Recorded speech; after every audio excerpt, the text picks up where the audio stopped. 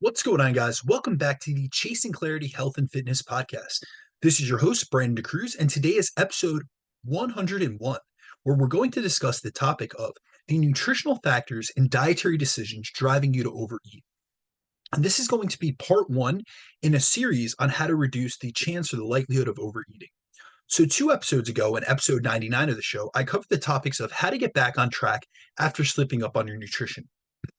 And I went over different topics and subjects such as why some individuals tend to slip up off their nutrition more than others, how I react and respond when clients do fall off plan, and how I help them work through the process. I went through what to do after a slip up, especially in context of how to determine why it happened and what can be learned so that we can move forward and make progress after a slip up occurs. I went over troubleshooting techniques and strategies to help with mitigating slip ups and also learning from them. I spoke about how to minimize the likelihood of slipping up in the future. And then also, I spoke about what to do after a slip up, like how to get back on track, especially in the context of like a weekend slip up. Because this podcast goes out on Fridays, but I know that the vast majority of individuals, the time in which they struggle most with their nutrition is on the weekend. So, this is something that many people, when they're coming into Monday and into the start of a new week, it's something that's on their mind. They've slipped up in the past or slipped up on the weekend, and it's kind of lingering on with them and really causing guilt as well as questioning their ability to make the progress they desire. So that was a podcast that I just recently released, but also it generated a lot of positive feedback as slipping up on your diet and struggling to get back on track with your nutrition is a situation that the vast majority of individuals have encountered and dealt with in the past. And it's something those of you out there will most likely experience in the future. However, there are those who struggle with the process of physique transformation and lifestyle change more than others. And there are many who find themselves in a situation where when they slip up on their diet, it ends up snowballing. And one slip up leads to multiple slip ups. And it's almost like things go downhill. From one event, it dominoes and it has a cascading effect. And this often results in overeating, which can not only derail your body composition progress, but it can also negatively impact your level of self efficacy, the belief you have in your ability to reach a specific body composition goal, and it can also negatively impact your metabolic health and quality of life, especially if these overeating occasions go unchecked and unaddressed and they lead to the addition of excess body fat. So, in this week's episode of the show, I want to cover the topic of overeating, which overeating encompasses a multiple forms of eating behaviors. So, this can include emotional eating, this can include binging, this could be mindless eating, or even snacking behaviors. And I want to go through what are some of the key factors that can lead you to overeat and what to do about these, as overeating is a behavior that many in society today engage in on a regular basis. It's one of the reasons why so many people struggle with their weight and with being able to positively change their body composition, especially due to the impacts that overeating can have on both weight gain and fat gain. Now, it's well known that the main factor that predisposes us towards gaining weight over time is being in a state of positive energy balance, where the amount of calories we consume exceeds the amount of calories we burn. Now, this can be done through a multitude of ways, but one of the most common ways that people gain weight and fat over time is due to engaging in habits that increase their total calorie intake, such as overeating. Due to how common overeating is, we're in a situation where adults tend to gain weight progressively throughout middle age. Now, research on this topic finds that most adults gain weight at an average of zero point 0.5 to 1 kilogram, which equates to 1.1 to 2.2 pounds per year during adulthood, which adds up to around 11 to 22 pounds gained per decade. We also see that the average daily calorie intake in the US has increased by approximately 218 calories per day, according to research done by Kevin Hall of the NIH in the 2010s. And that number is most likely even higher in 2023, especially as we see the obesity epidemic continue to rise in terms of the prevalence of obesity, especially in the United States. And this just shows how both our calorie intake and our weight and fat mass are going up over time. As a result of this increase in fat mass that many are experiencing as a result of overeating, more and more individuals are in a state of poor metabolic health. So, a recent 2022 study on the metabolic health of US adults found that when looking at markers such as body fat, blood glucose levels, blood lipids, aka your cholesterol profile, and blood pressure, 93.2% of Americans were in a state of poor metabolic health, which essentially just leaves 6.8% of Americans that have optimal metabolic health. So this is a very small minority of individuals that actually have optimized their internal health and their metabolic health. And based on the data that they collected within this analysis, and They analyzed, the average American is on the verge of being pre-diabetic based on their fasting blood glucose readings as well as their HbA1c. This data set also found that over the last 20-year period, there have been other significant changes to our body composition and our metabolic health, including significant increases in adiposity, aka body fat, and significant increases in our blood glucose levels.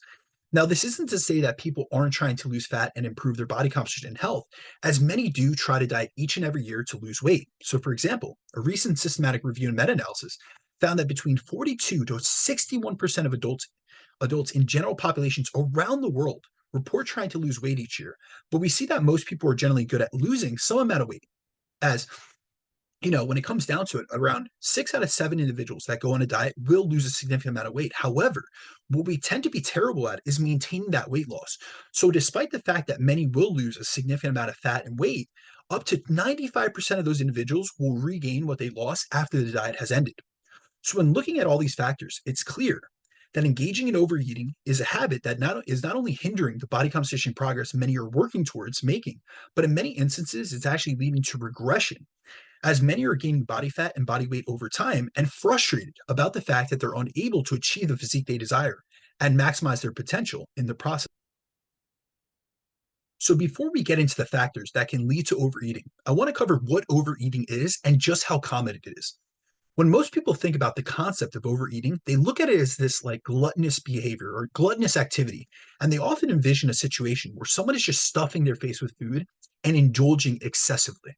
And although that is one form of overeating, overeating can come in multiple forms, including things like binge eating, but it can also include eating behaviors such as emotional eating, where these are behaviors where you're essentially trying to cope with food.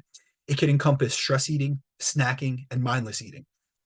So, in reality, overeating is any situation where you eat far in excess of your calorie needs and your intake is way over your nutritional and macro targets, which leads to a situation where your calorie intake, your food choices, your eating behaviors, and your eating habits are in alignment with your body composition and or health goals. And with the vast majority of clients I work with, I often find that the most common form of overeating they engage in falls under the category of mindless eating, where a lack of awareness around the food choices they're making, the importance of tracking all calorie containing items they consume, and or eating in a distracted manner leads them to consuming far more calories than they intended to and going far in excess of both their calorie and macro targets, which often can lead to a slowing of progress. And if done frequently enough or to a large enough degree, it can halt their progress and make it seem like they're completely plateaued, which is extremely frustrating. Now, this is the type of overeating behavior we can engage in intentionally, but in many situations, I find that my clients aren't intending to consume more calories than their physique goal requires. However, a lack of awareness around their decisions around food choices and a lack of mindfulness when tracking their nutrition leads to a situation where they're underestimating the amount of calories they're taking in each day and they're actually overeating on a frequent basis, which is what leads to slowing down their rate of progress. And this is something that's especially common during a fat loss phase. And mistracking your intake and underestimating how many calories you're eating is one of the most common reasons for a fat loss plateau.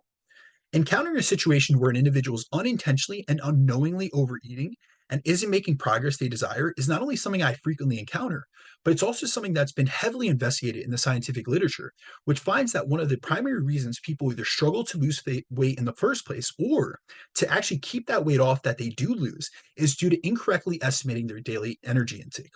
So, for example, in one study, researchers looked at individuals who claimed to be diet resistant and they had believed that they didn't have the ability to lose weight as they reported believing that they either had a slow metabolism or a metabolic issue like hypothyroidism or essentially a downregulated thyroid, which they believed was the issue that was causing them to be unable to lose weight.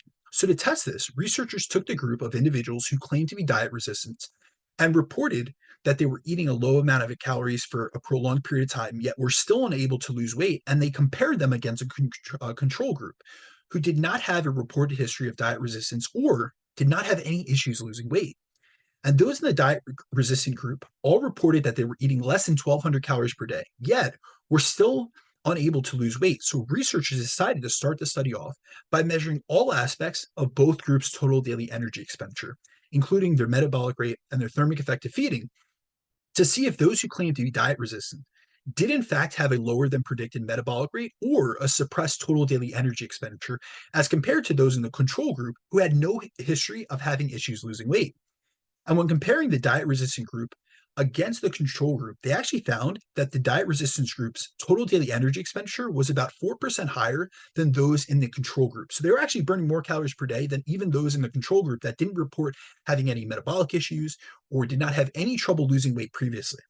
Then, when testing the metabolic rate and thermic effect of feeding between both the diet resistant group and the control group, they found that there was no significant differences between the two groups. And in actuality, those in the diet group or the diet resistant group had a slightly higher metabolic rate and higher thermic effect of feeding. So their lack of weight loss was not due to having any metabolic issues. The researchers also tracked all participants' calorie intake and calorie expenditure using gold standard assessment measurements, including indirect calorimetry and doubly labeled water. And they did this for a 2 week long period to get exact measurements of what they were truly eating calorie wise and burning in terms of calories from physical activity and exercise per day.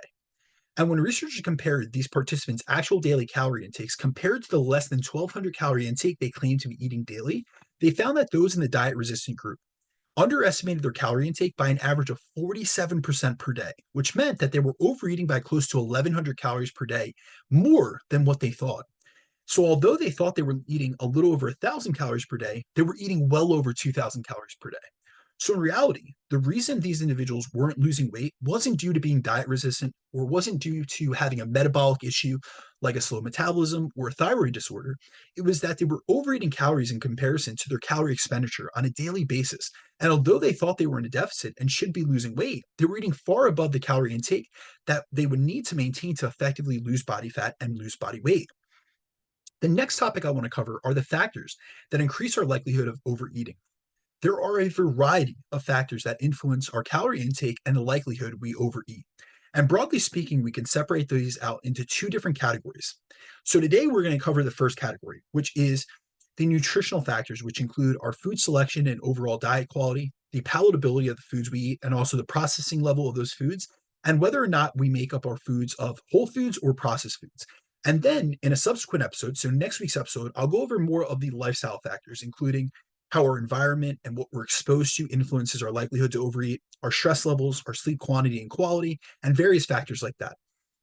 And so on today's podcast, I'm going to go through part one, which is going to be all nutrition related and really going over a lot of the nutritional factors in dietary decisions and how those influence the likelihood whether we overeat or we can stick to our calorie budget and reach our physique goals.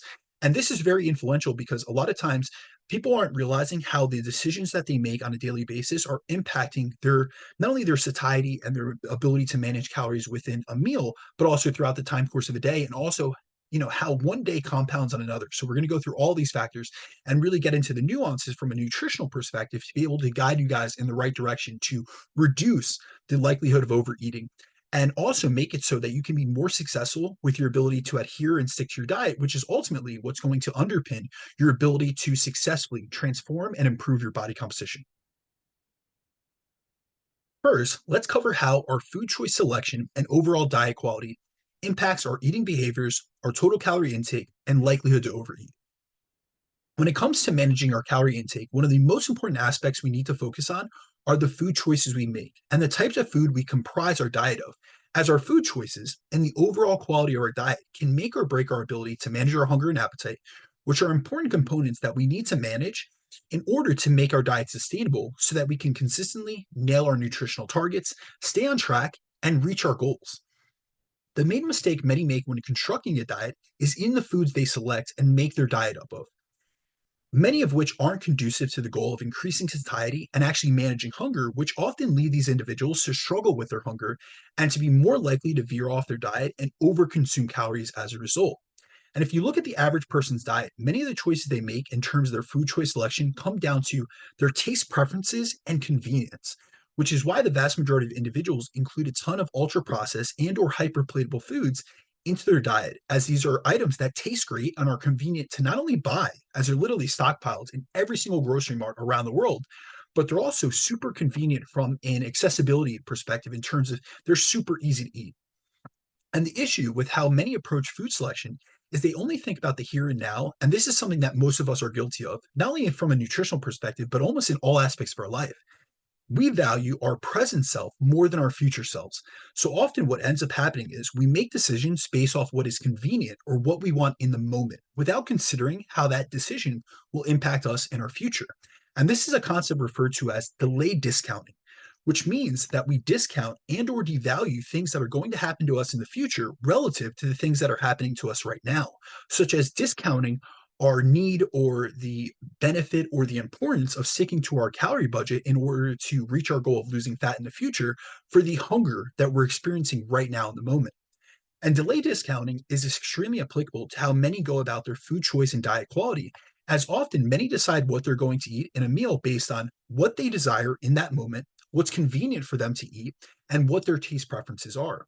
However, this approach to nutrition is what leads many to put themselves in a situation where they have access to highly processed and hyperpalatable foods, which they end up overeating, which hinders their physique and health progress and moves them further away from their body composition related goals and the version of themselves that they want to achieve.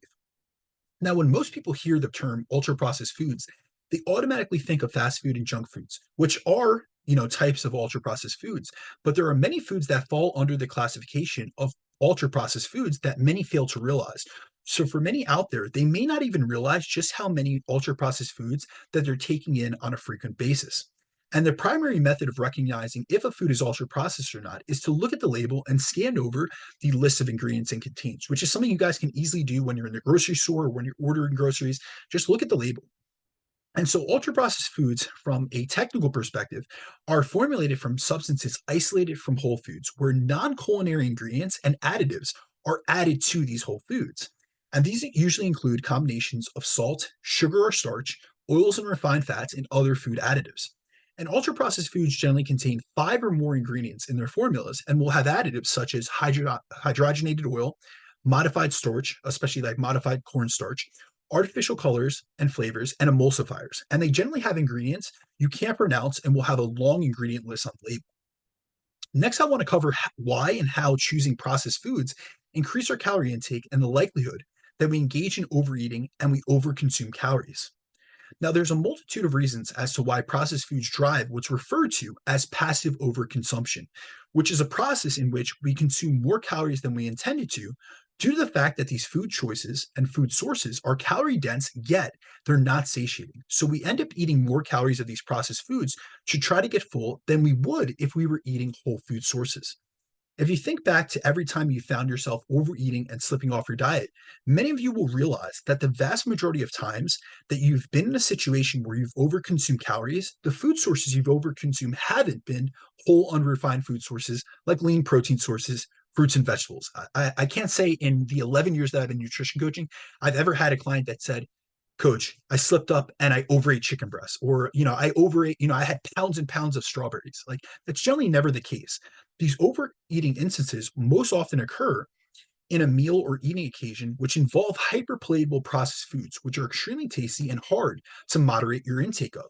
And this is because processed foods are far more likely to be overeaten than whole foods. So you're much more likely to eat an excess amount of calories when you pop open a bag of potato chips than you would if you sat down to a plate of boiled potatoes.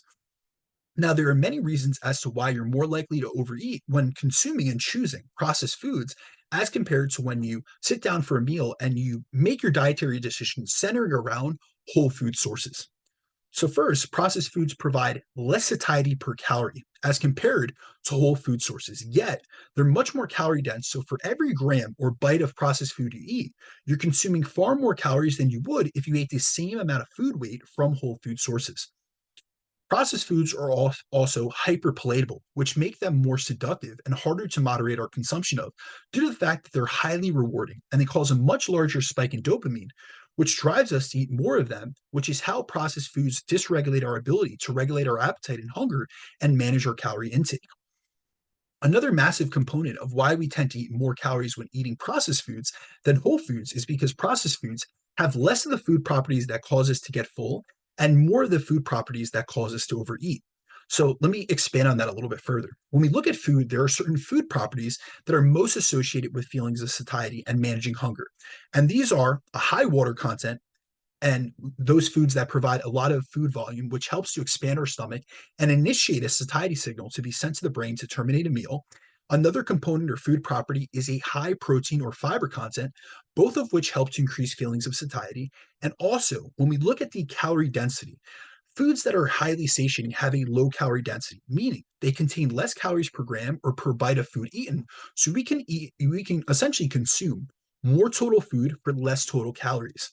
Now, processed foods are literally at the opposite end of the spectrum when it comes down to all those food properties, when we look at what they contain, they're very calorie dense, meaning they're packed with calories for a small amount of food weight. They contain little to no water, so they don't help us feel full when consuming them, and they're far lower in protein and fiber content. Yet, they're packed with sugar, salt, and fat, which all increase their palatability and can cause us to be driven to eat far more.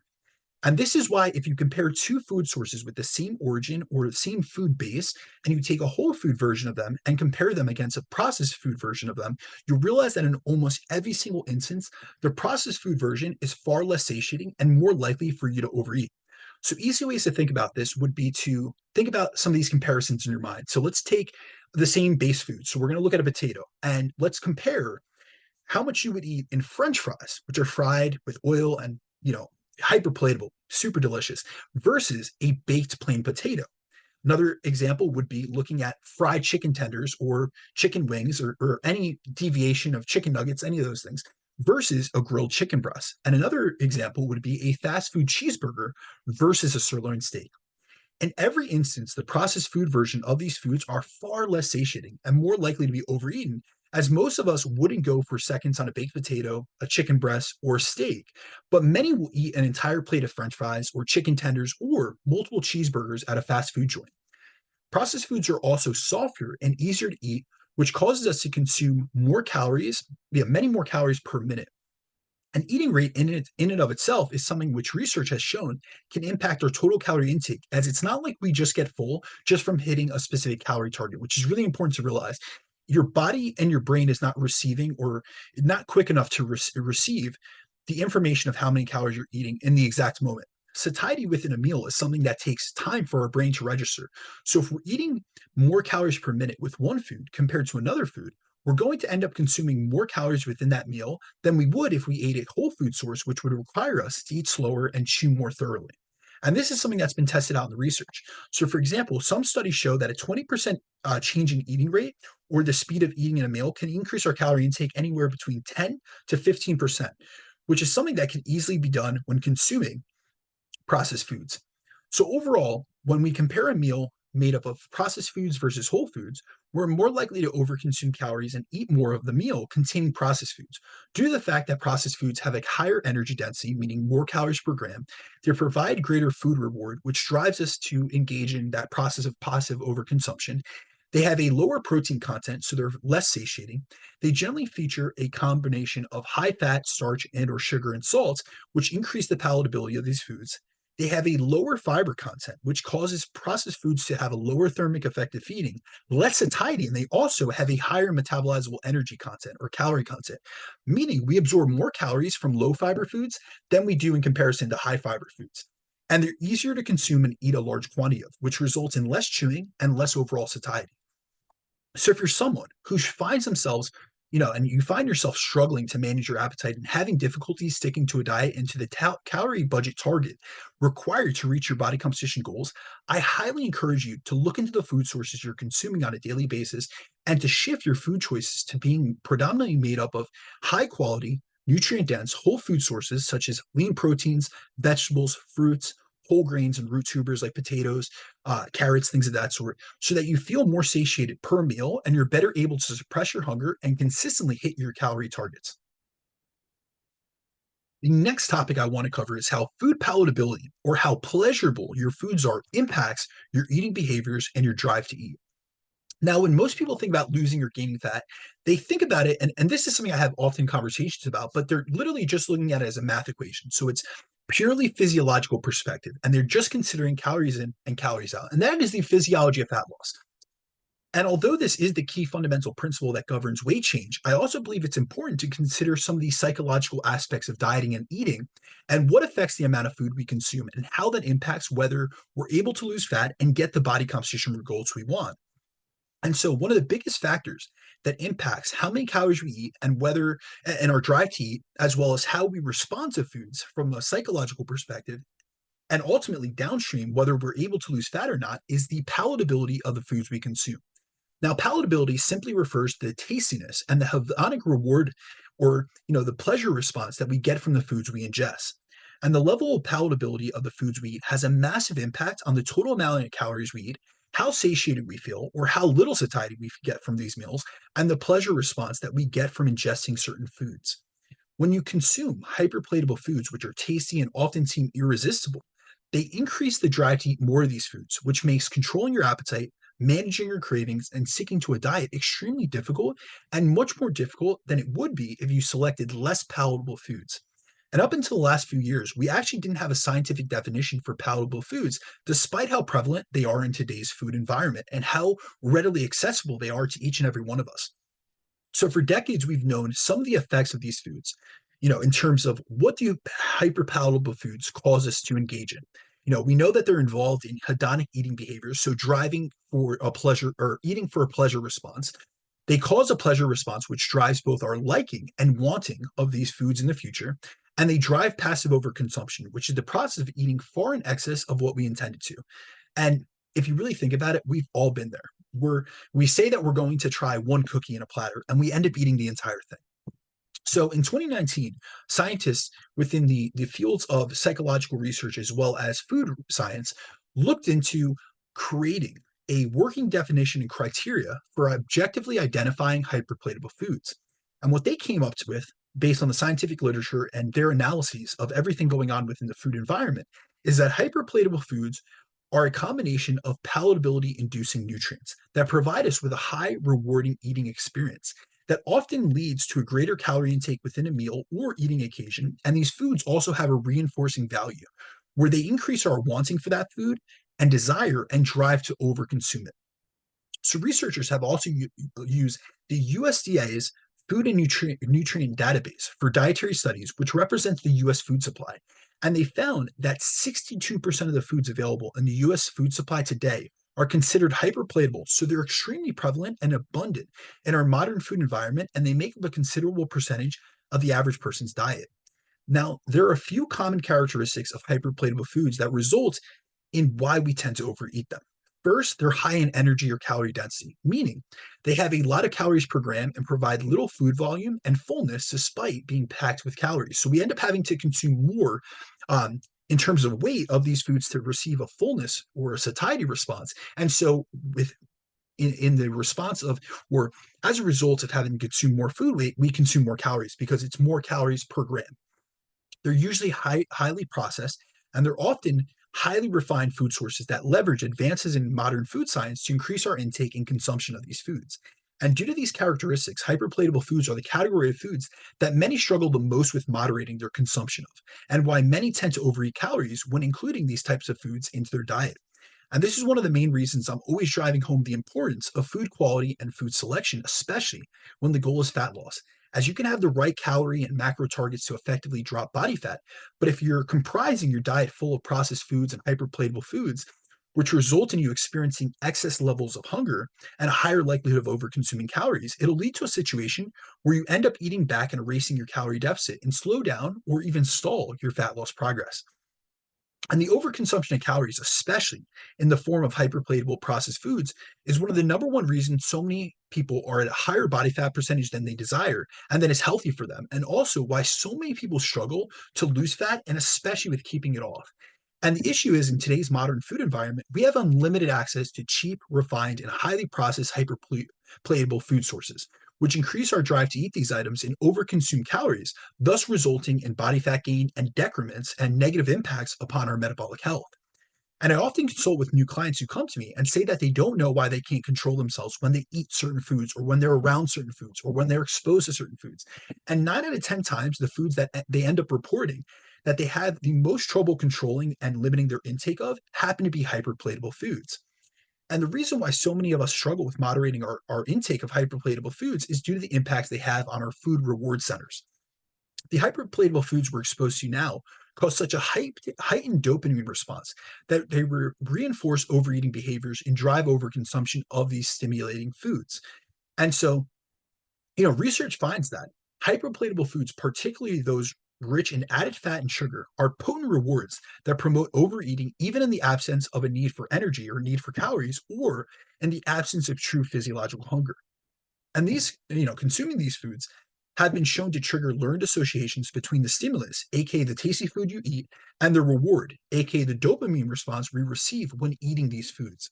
And so, in evolutionary terms, this reinforcing and reward property of palatable foods used to be advantageous because it ensured that back in like the evolutionary times, that food was eaten when available, enabling that food, that those calories to be stored in the form of body fat for future need in environments where food sources were scarce or unreliable.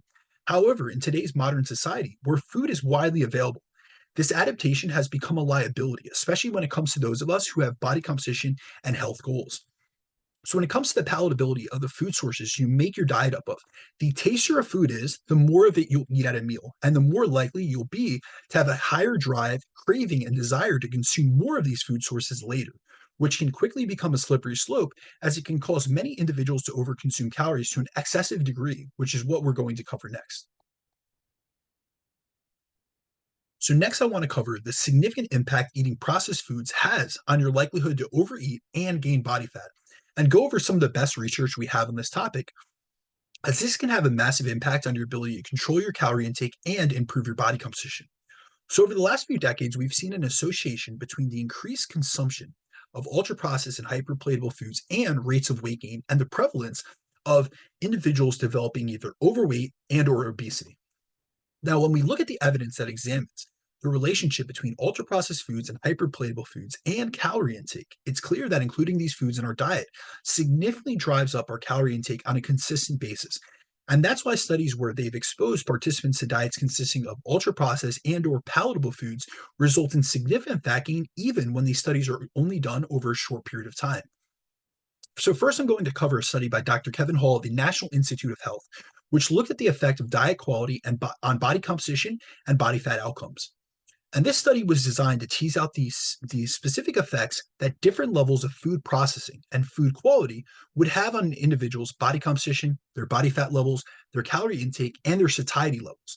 When everything was controlled and accounted for, and they were able to track all of the body composition changes in every calorie consumed over a specific period of time.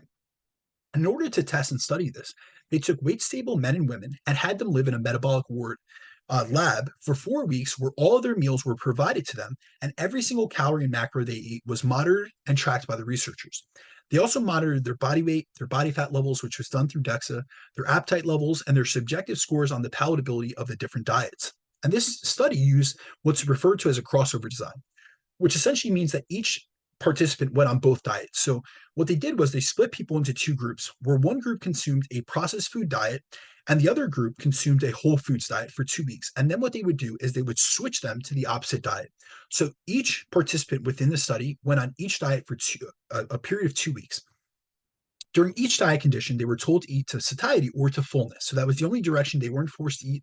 They were at their own ability to choose exactly how much they ate in each specific meal.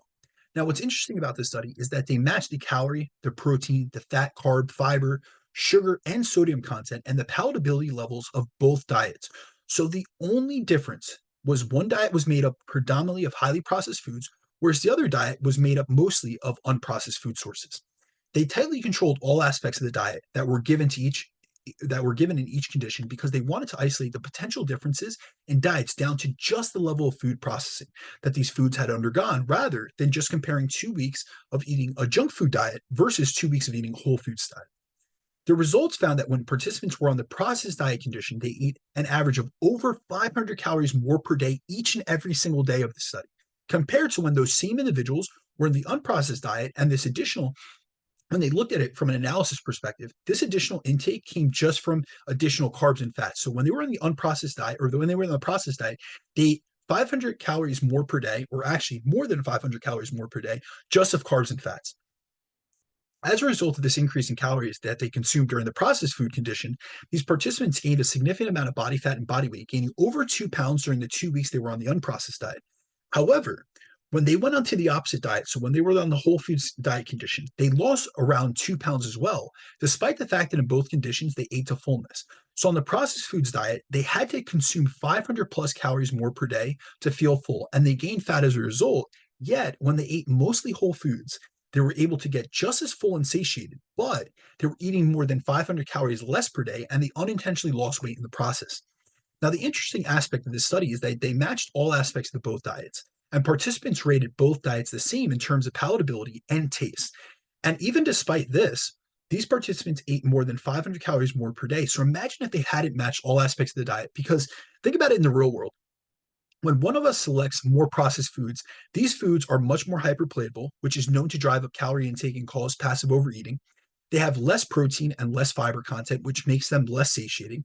And they have much higher sugar, fat, and salt content, which increases our drive to eat more of these items.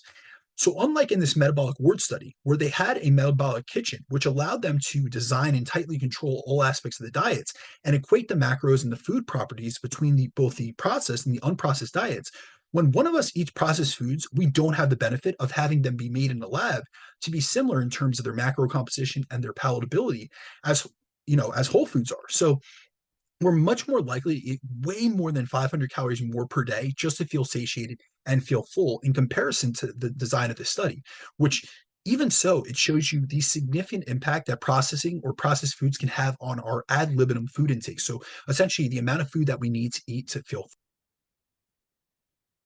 Now, in this study, we see that eating a diet comprised of more processed foods significantly increases calorie intake and increases the likelihood for fat gain.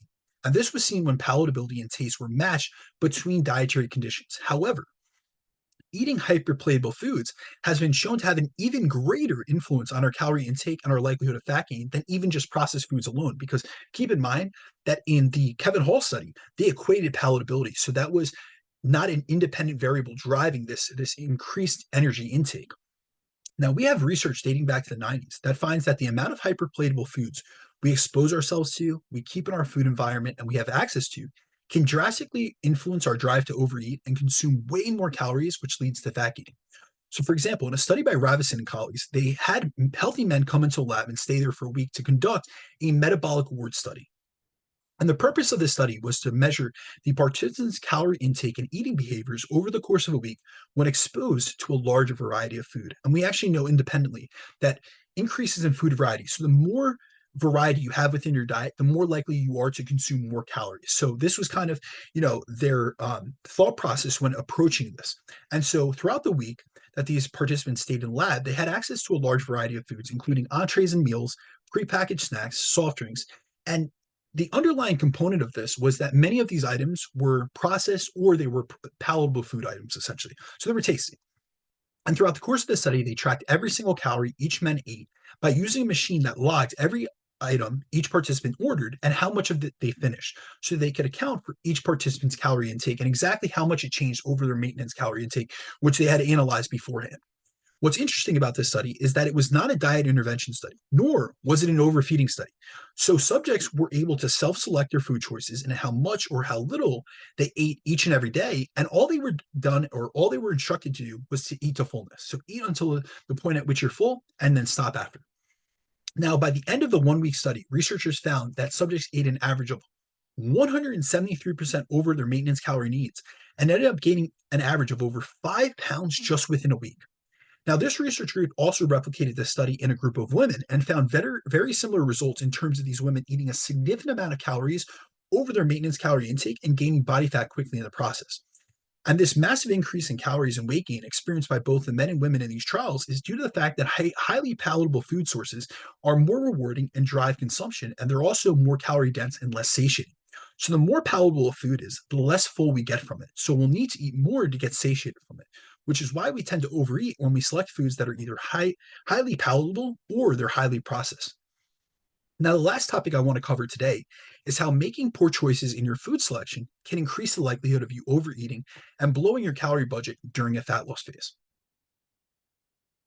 One of the most common nutritional mistakes many make during their fat loss phases is with the food choices they select and the food choices that they make their diet up of.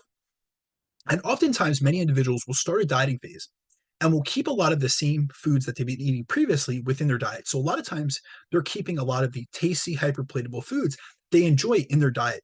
And they'll create a deficit by focusing mostly on just reducing their portion sizes. So they're essentially taking the same diet that they have, and they're just making smaller portions to induce that deficit.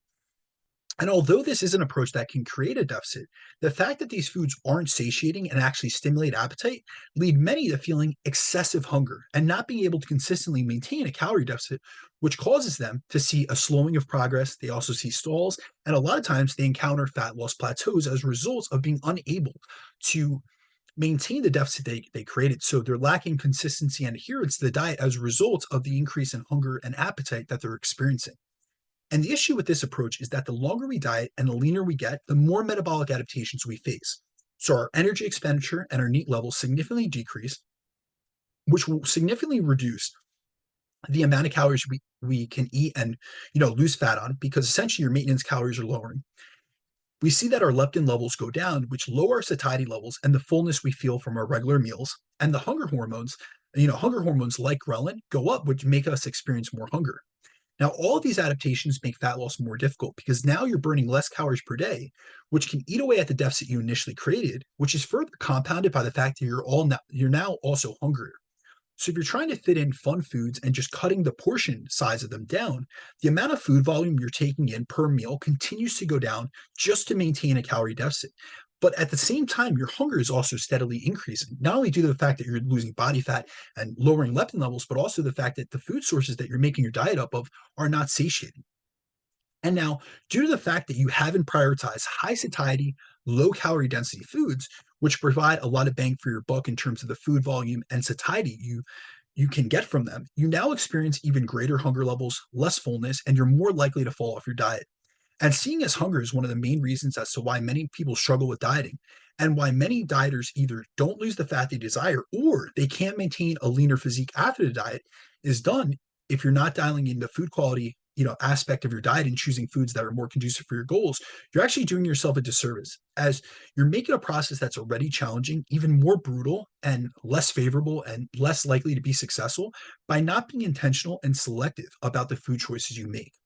So overall, nutritional factors like your food choice selection, diet quality, and whether or not you include a ton of processed and hyperpalatable foods in your diet can either make or break the likelihood that you struggle with overeating and that you'll be able to manage your calorie budget and reach your physique goals as a result of being consistent with your nutrition. As always, guys, thank you for listening to another episode of the Chasing Clarity podcast. If you need anything from me, whether that be one-on-one coaching or Zoom consultations, feel free to reach out to me on my email, which is bdecruzfitness@gmail.com, or you can find me on my Instagram, which is @BrandonDeCruz_. Also, guys, please remember to follow the show on Spotify or iTunes, leave us a review, and then also be sure to share the episode on your stories so we can continue to reach more listeners, really, because the intention behind this show is to have a positive ripple effect on this industry. My goal is, and has always been, to bridge the gap between research and information and practical application so that all of you listeners out there can look better, feel better, and function better, and live a life that includes walking around with a better body composition and a mindset of abundance. So if you could share the show with others who could benefit from the information that I provided, it'd be much appreciated. Guys, enjoy your weekend. Peace.